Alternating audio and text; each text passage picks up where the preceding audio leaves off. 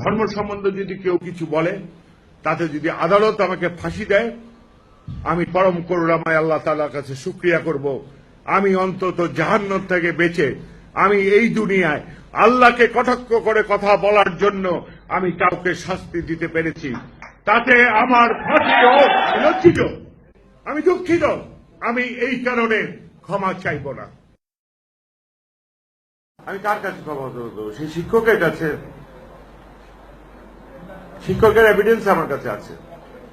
সে আমাকে লিখিতভাবে, আমাকে তার পরিবারের পক্ষ থেকে এই পিয়ার সত্তার স্কুলের প্যাডে প্রথম প্যারাই তার পরিবারের থেকে তার জীবন রক্ষা করার জন্য সে আমাকে ধন্যবাদ দিয়েছে। আমার এলাকার মানুষ যারা সাক্ষী পেয়েছেন, তারা ইউনের কাছে সাক্ষ্য গ্রহণ করে দিয়েছেন। এই শিক্ষক স্বীকারোক্তি দিয়ে ধর্ম সম্বন্ধে যদি কেউ কিছু বলে, তাতে যদি আদালত আমাকে ফাঁসি দেয়, আমি পরম করুণাময় আল্লাহ তাআলার কাছে শুকরিয়া করব।